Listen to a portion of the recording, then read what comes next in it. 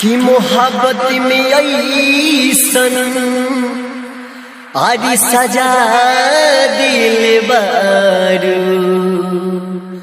कि हंसत जिंदगिया अरे रुआ दिल बारू कि मरतानी घुटी घुटी के अरे दूर तुहरा से रह के जब सिमनिया में सिनुरा अरे सजा ले बारू। सागर को छुआ तो लहरों के याद आई, आसमान को छुआ तो तारों के याद आई, कांटों को छुआ तो फूलों के याद आई, और अपने दिल को छुआ तो सिर्फ आपकी याद आई। दोस्तों इस जमाने को देखकर समझ जाइए, दोस्तों इस जमाने को देखकर समझ जाइए, ज्यादा नहीं तो थोड़ा सा बदल जाइए, क्योंकि जो लड़की रहने का जगह देगी वही एक दिन कहेगी कि लड़का मेरे दिल से बाहर निकल जाइए।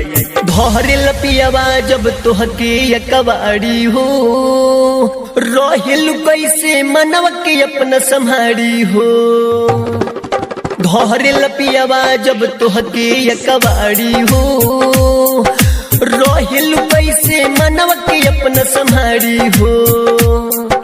क्रिया खा के लागो ताकि भुला गइलू धरा के लोभी के बरका बेमारी हो। धोहरे लपियावा जब तोहके कबाड़ी हो, रोहिल कैसे मनवा के अपना संभारी हो। क्रिया खा के लागो ताकि भुला गइलू धरा के लोभी के बरका बेमारी हो। धोहरे लपियावा जब तोहके कबाड़ी हो, रोहिल कैसे मनवा के अपना संभारी हो। DJ मनीष रहुआ, DJ मनीष रहुआ, DJ मनीष रहुआ, DJ मनीष रहुआ, DJ मनीष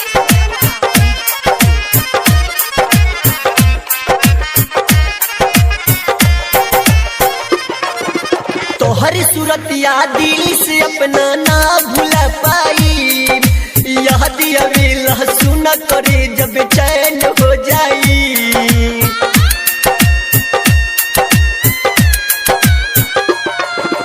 तोहरी सूरतिया दिल से अपना ना भूला पाई, याद अवेला सुना करे जब चैन हो जाई। रहे न पाता प्यार में जानम हद तक जाई, जकर के चोहनी उहे इतना भइल हर जाई। दिले बारूद खवा इतना भारी हो, रोहिल कैसे दिलवा के अपना मनाई हो। क्रिया खा के लागो ताकि भुला गइलू धरा के लोभी के बरका बेमारी हो। धोहरे लपियावा जब तोहके कबाड़ी हो, रोहिल कैसे मनवा के अपना संभारी हो। DJ मनीष रहुआ, DJ मनीष रहुआ, DJ मनीष रहुआ, DJ मनीष रहुआ,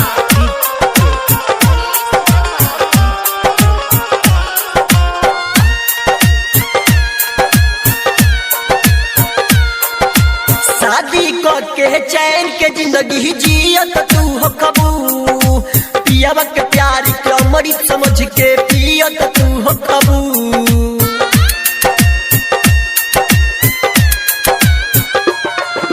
शादी के चैन के जिंदगी जियत तू हो कबू, पियावा के प्यार के अमृत समझ के पियत तू हो कबू।